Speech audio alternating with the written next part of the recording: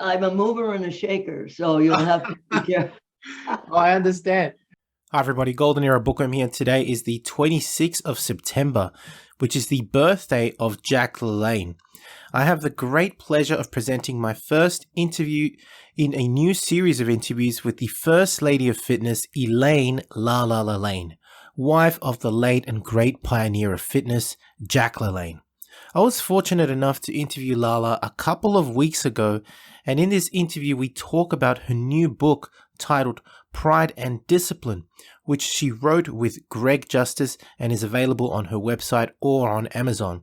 And we talk about her longevity in the sport, which I think serves as a real example to all of us and is a topic of interest in this day and age. Lala wanted me to stream this interview today in memory of Jack, as it is her mission to keep his memory and teachings alive. So without further delay, here is Elaine Lalanne. Enjoy.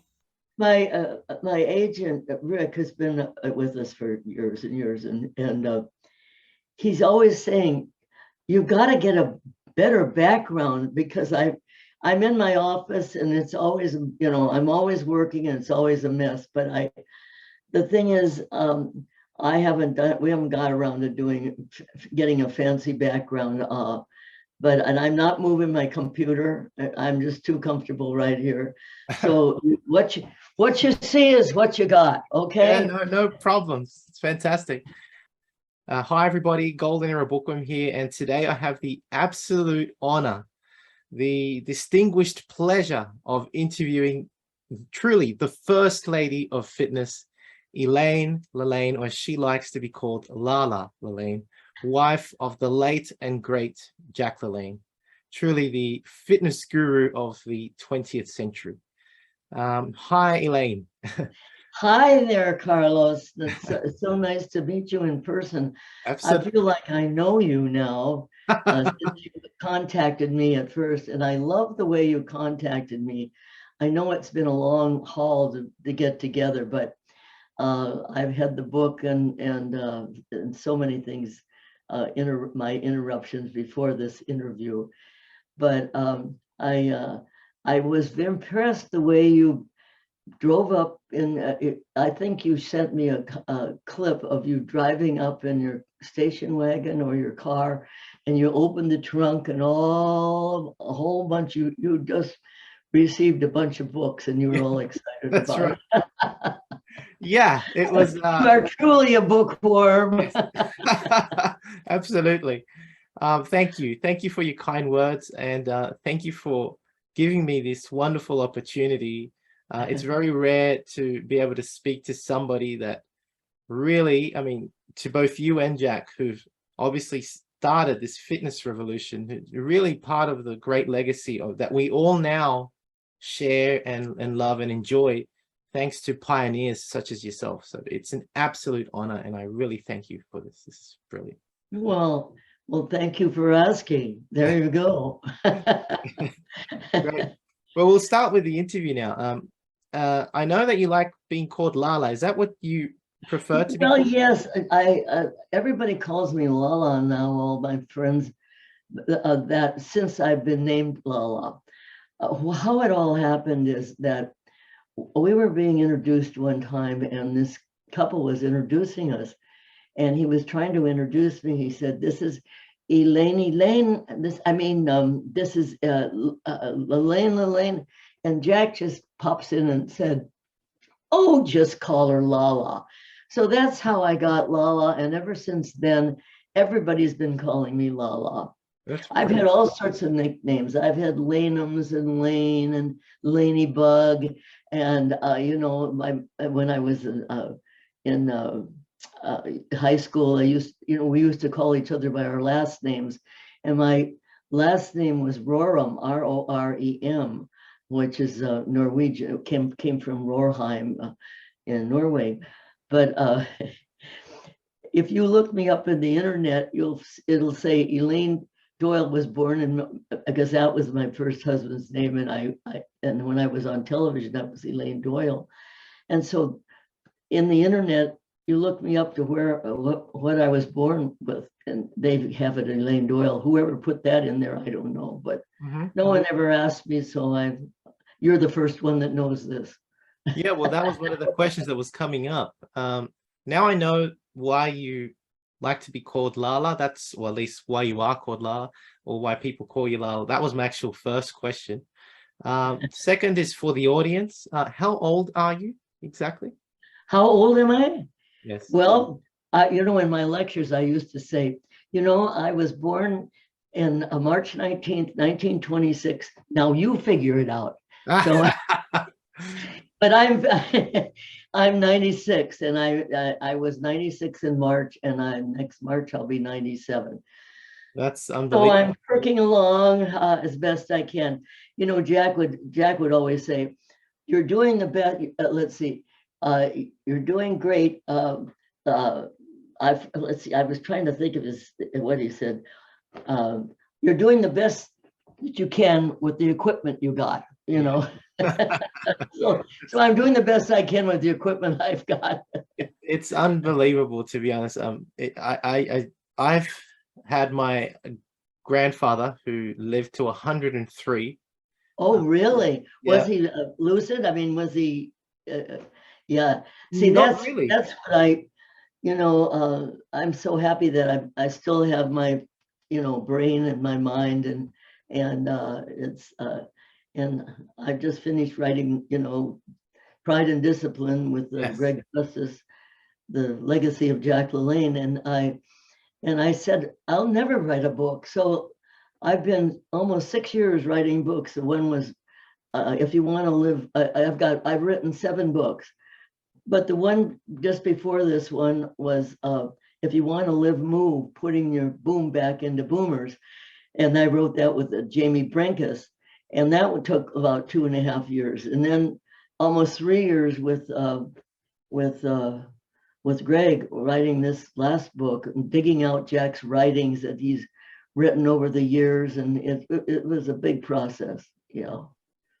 Yes, I've read the book. I've actually got it right here, along with some memorabilia. It's a fantastic book, as you've said. It's got quite a lot of information that I really didn't know about Jack. My cousin said to me, "Oh my goodness," she says, "I found stuff," and I'm very close to her, and she said, "I found stuff in there that I never knew before about you." Yeah, well, about both of you, really. It's a very detailed, very obviously well researched by yourself. It's fantastic. So highly recommend it. And I'll be asking more questions today about the book. Yeah. And the reason I asked you your age, I know it's not necessarily the most polite question to ask, but I think in this case, seeing that you are such a great example of longevity, not just being a pioneer, but an example of longevity, both you and Jack. I think the point that I'm trying to make, and I hope that you are trying to make in promoting fitness, is that it can lead to a long and healthful life.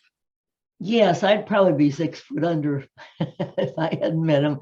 I was a junk food junkie, and I was born in Minnesota, Minneapolis, and they, we always had to have cream and sugar and butter on the table the first thing, and I mean, our eating habits weren't the greatest in the world, and so when I met him, I really found out.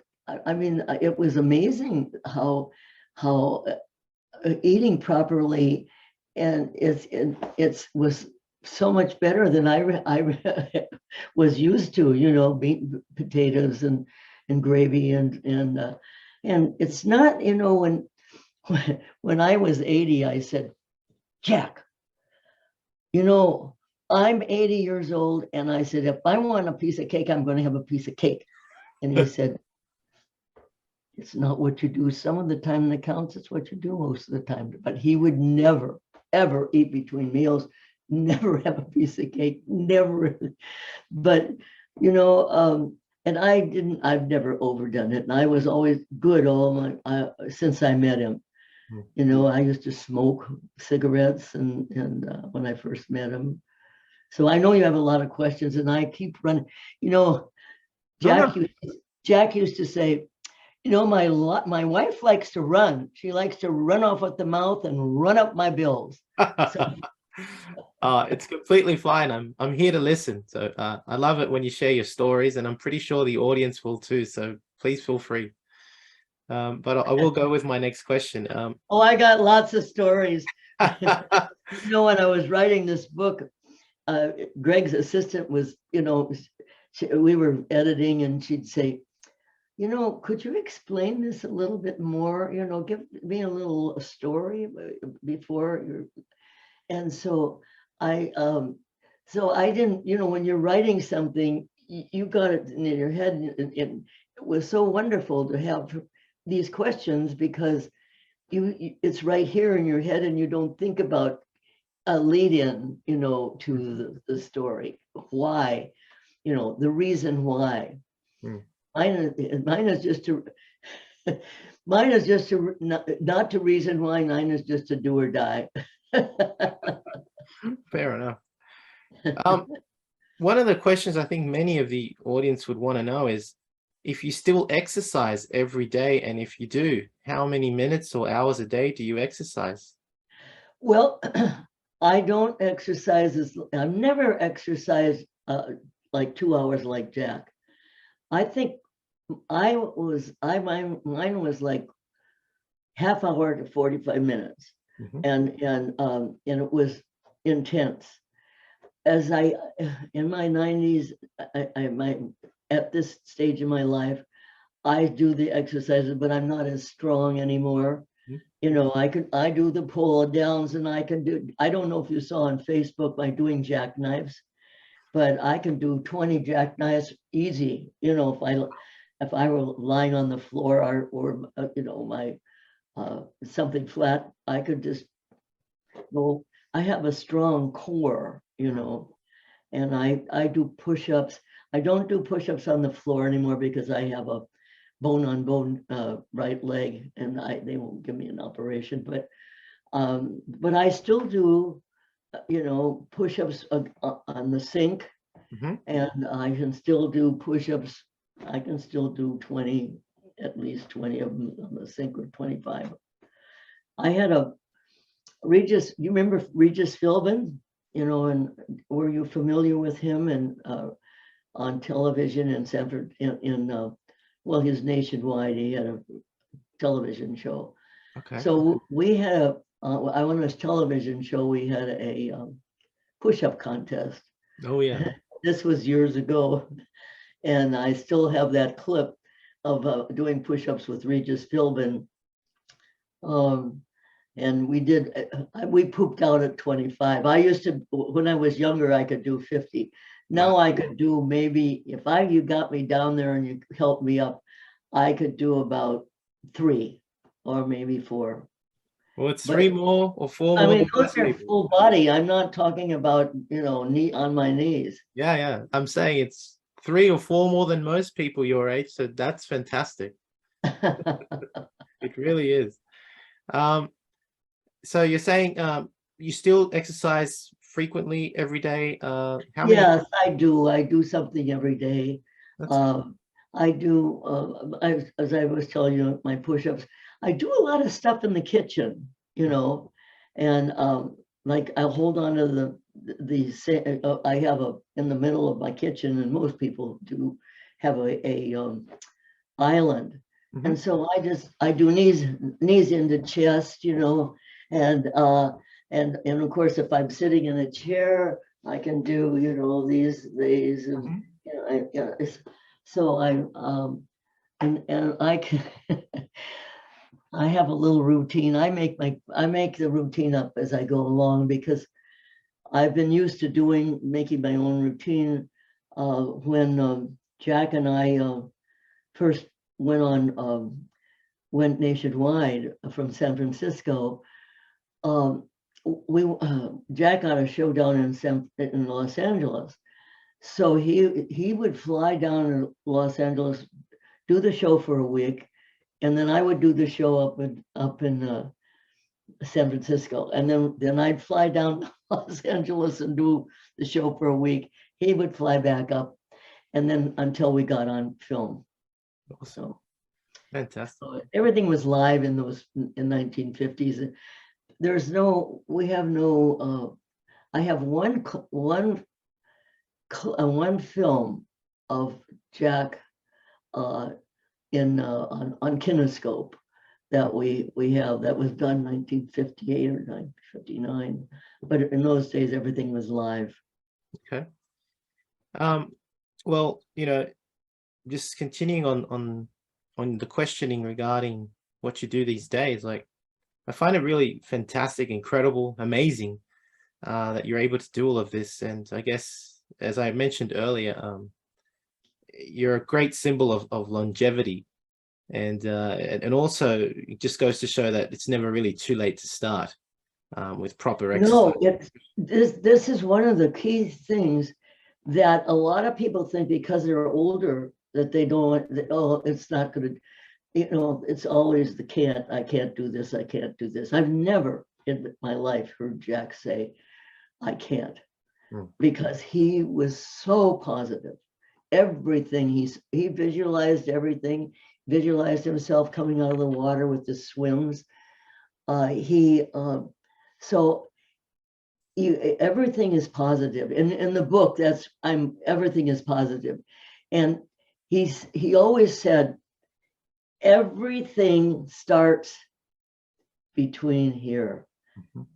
One here and here, your brain is here. Everything starts in your brain. What wiggles your finger? You know, and everything starts there. So this is that theme kind of runs through the book, you know, yes. And it ran through his life. Speaking of the mind, when we met, people would say, "Oh, wow, what a body he's got," you know, blah, blah, blah. And so I'd say, "Honey, I didn't fall in love with his body. I fell in love with his brain." And that's true. I mean, that's the first thing we had is a meeting of the minds. And I think that's very important in life. Yes, that's very good advice. What would you say then, having just said all that, is the secret to longevity, to your longevity, to Jack's longevity, and to longevity in general, and having a good life? You know, Jack was very simple. Everything, he wanted to make everything simple. And so what hit me when I first, you know, met him, and we were talking about nutrition and changing my life and everything, he said, if you do everything in moderation, you cannot fail. So if you think about moderation, that's it. I think. I mean, that stuck with me all my life. Moderation. You don't overeat. You don't eat 100 apples a day because one's good for you. You don't overdo this or don't overdo this, but if you do everything in moderation, that is serene to me. That's great advice. I think a lot of people should got lots of advice. I'm sure you do. I'm an armchair philosopher. Okay, going back now to the beginning of how you and Jack met, and even before that, if I'm not mistaken, you just mentioned that earlier, that you were born on March 19th, 1926, raised in Minneapolis, is that right? Raised in Minneapolis, went to 4 schools. I went to Lyndale School, and I went to Bryant Junior High, and then I went to Central High School, and then I entered the University of Minnesota, and then I came to California. My boyfriend was killed on Iwo Jima, and this was during the war, of course, and so I went to visit my relatives who had gone out to California from Minnesota because they're building shipyards and to work in the shipyards. And I went to visit them, and I stayed in California, and I went back to visit from time to time. But then I went to UCLA radio. I was interested in radio, and no television in those days, and so I went to the NBC UCLA Radio Institute, and then from there I got into a little bit of radio, and then when I went to San Francisco, I was able to get on television, the early days of television, and I was on an hour-and-a-half show every day from 4:30 to 6, and ABC. We had a 12-piece orchestra, which was from radio, and had a lot of big stars on, and it just went from there. You know, one thing led to another. You never know in life how life is going to lead you, you know. Absolutely. It's a long story about how I got into television, and that'd take another hour. Not a problem. No, it would take a little longer. I'm going to skim over the Yeah, no details. problem. But So, my life is an open book, so, and a lot of it's in my book, Pride and Discipline. Yeah. The Legacy of Jack Lalanne. so you were raised in Minneapolis. You said you got into TV. Jack was born on. I got into TV in San Francisco after I came to San Francisco, not in Minneapolis. Okay. Yeah. So, but Jack was born on September 26, 1914. Is that correct? Right. So he would be basically 108. 108 in 2 weeks. Is that right? Yeah. Yeah. Wow. That would have been amazing. And I'm 90, and so we were 11 and a half years difference, because I was born in March, he was born in September, and so there was 11 and a half years difference between us. Absolutely. And you both met each other exactly how? Was it on your show? Yes, I got a call. I was on this television show an hour and a half every day from 4:30 to 6 on ABC, San Francisco, KGO. And I got this call from Oakland, California, and it was this lady, and she said, I've got a guy over here who can do push-ups through your whole hour and a half show. And I thought, oh, that's interesting. So we'll put him over here in the corner, and we'll pad over to him every now and then, and you know, it'll be interesting. So that's what he did, and this was probably in the end of 1950 or early 1951. This is before he went on television. And so that's the first meeting that I met heard of him, a bodybuilder. In those days, bodybuilders were not, in the movies, they made great big tall bodybuilders look like that they don't have anything up here, you know. The movies kind of made them that way, and they were kind of like, and so you had this idea of bodybuilders that, you know, not much, of course. So going on up here, so that was and that there was a kind of a stigma on bodybuilders, not bad, but it wasn't. People were not interested. They oh, that's a poop that. So when we met, that was great. We did the push-ups, and we were on. And then about a week later, or 2 weeks later, he was on ABC's National and did 1,033 push-ups in 23 minutes on the Art Baker You Asked For It show. And then all of a sudden I find out he's got a show going on at 9 o'clock in the morning. Now, originally we were up in the early days of television, we all transmitted from the transmitter, and the transmitter always had to be on a kind of a mountain or a little, you know, big, and so we were transmitting from the Sutro Mansion when he was on the show, you know, doing the push-ups. That was a Sutro Mansion up on Twin Peaks in San Francisco. Now we've moved down, and they've rented, ABC has rented studios from NBC. And so that's now our show is down there. And now the next thing I know, Jack's on television in 1951 at 9 o'clock in the morning. Now, when we moved down to the NBC building, my office was in the newsroom, and the newsroom had two people. They had the head cheese and the helper, and then Jack, if you can remember, this is the newsroom square. Okay, you walk in here, there's a desk here, there's a desk there, there's a desk there, and there's a desk over here. Okay, so when I walk in, this desk is the director of our show, but she's also now the director of the Jack Lalanne show.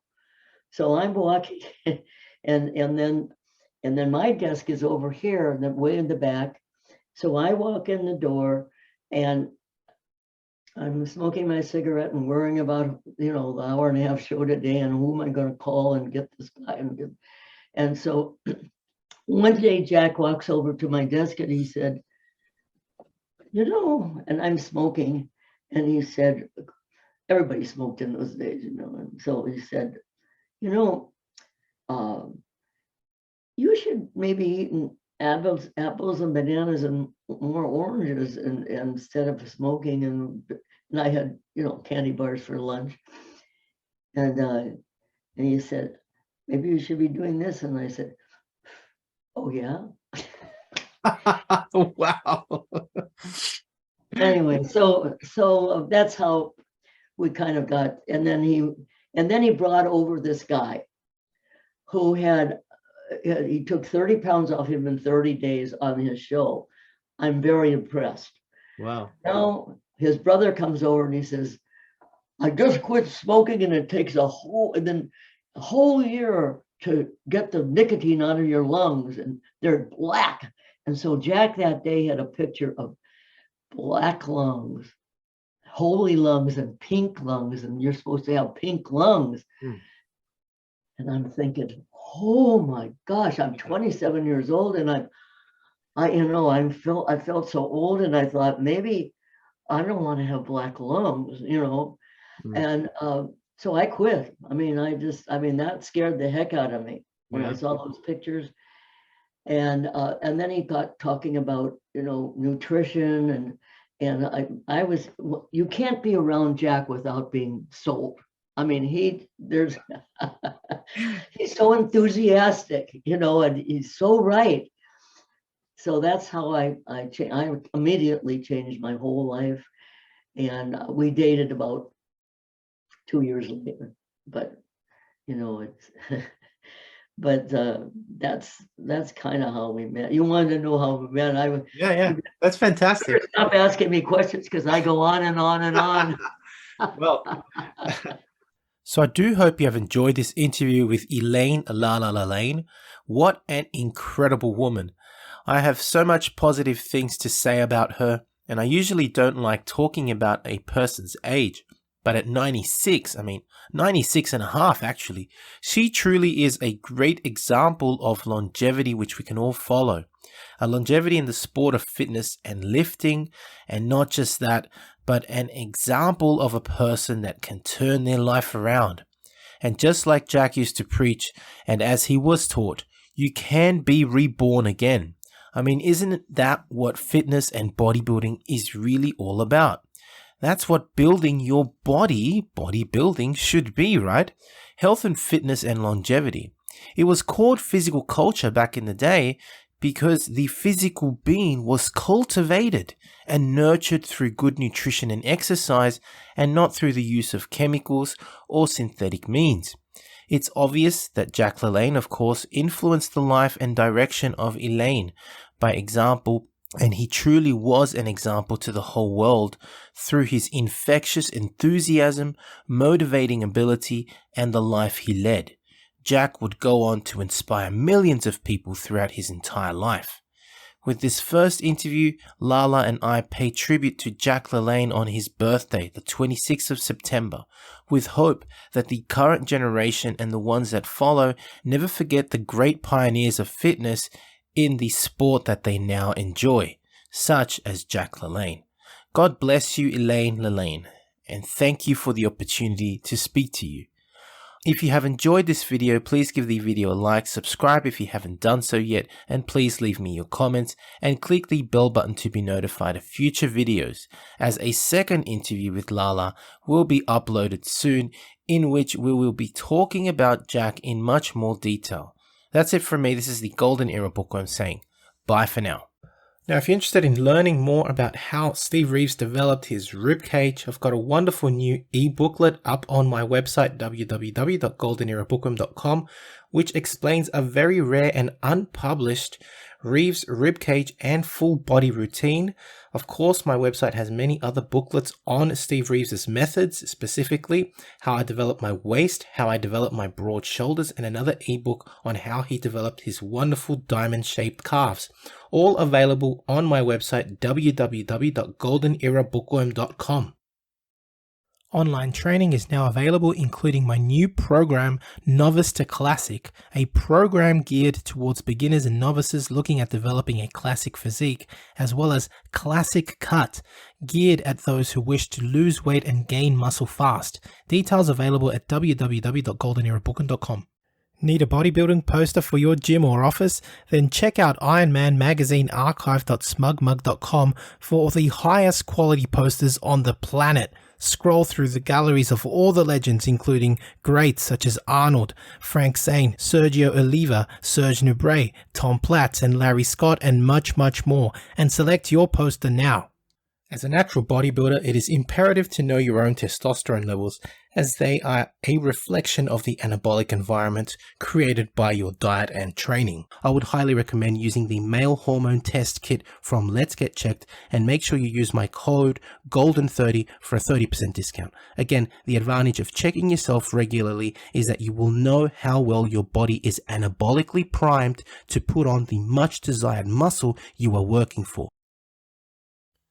Get your gym wear and Golden Era apparel at the new Golden Era Tees shop, featuring designs from the Silver Era and Golden Era legends, available as tanks, shirts, sweatshirts, and hoodies in all sizes and colors. To support your favorite YouTube channel, please visit teespring.com/stores/Golden Era Bookworm for merchandise, including t-shirts, hoodies, face masks, phone cases, and much, much more.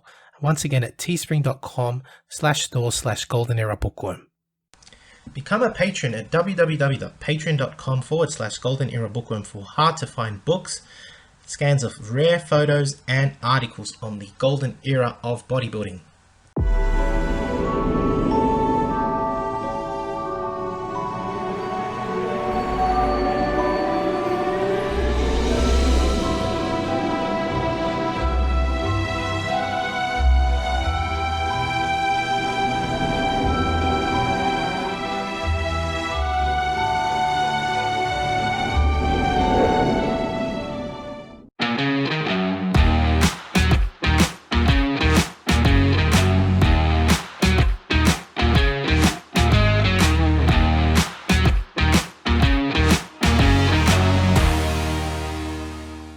I don't think that Bill Phillips looked at it as, I want to compete against them.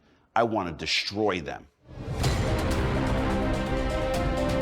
If they pass legislation basically making any type of food supplement a prescription item, that would be the end, the death of the entire food supplement industry. Take your vitamin pill now. In the 1960s, the sports supplement industry was barely emerging.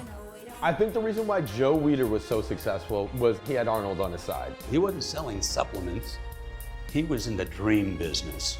Joe Weider was a marketing genius. People would say the promotions or the endorsements back then were cheesy. To me, it wasn't. I loved it. Fitness was taking off. You know, fitness became cool. You had a lot of readers that wanted to be like the stars that they idolized. Bill's strength is his marketing savvy. He's a marketing genius. Got it. It's only vitamin. The right of American citizens to have free access to dietary supplements of their choice. Consult your physician. You might as well consult the next guy you meet on the street. They don't know a damn thing about vitamins and nutrition. The dietary supplement industry became the #2 most regulated industry. Nuclear, dietary supplements, pharmaceutical. we are more regulated than drugs. They come in and you need to allow the FDA. They have jurisdiction. The enforcement is kind of the questionable side of it, and how do they really get a handle on this monster? A lot of people tell me that the dietary supplement industry is completely unregulated. It's the wild, wild west out there. It's a free-for-all. That could not be further from the truth. A dietary supplement is not allowed to have a side effect.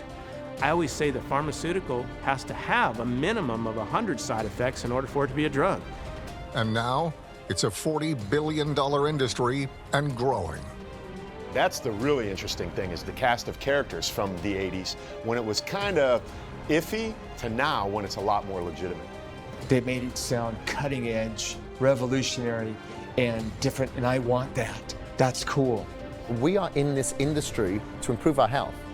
It's not just a vanity project here. We're working on our lifeline. We eat a certain way to improve our health. We train a certain way to improve our health.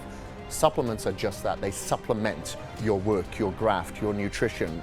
They demonize dietary supplements, but they say all you need is real food. Well, what's a real food? They pump you up and get you hard, stronger, faster, bigger. Doc, I want to take this weight gain. I want to take this pre-workout. Doctor's, no way. That stuff, we don't know what's in that. It could be, no way. I'm not going to give you, it's going to kill the industry, bottom line. So I must have drank so much protein powder from age 15 to 18 that my head was going to explode. I believed in metrics so much that I would probably punch somebody in the face if they tried to take it away from me.